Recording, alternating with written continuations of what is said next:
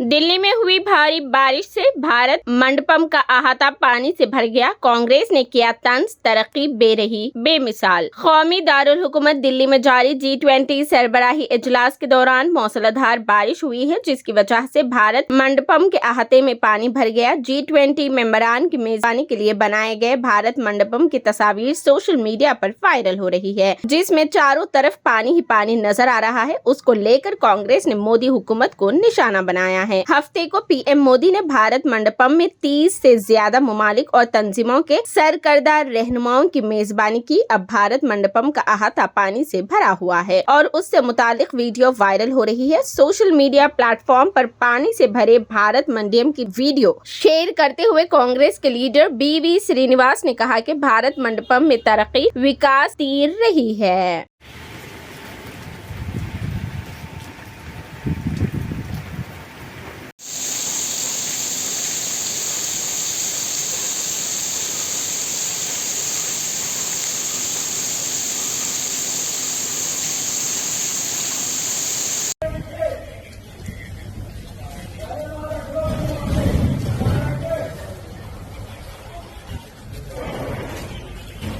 कागज का नहीं तो चल जाएगा।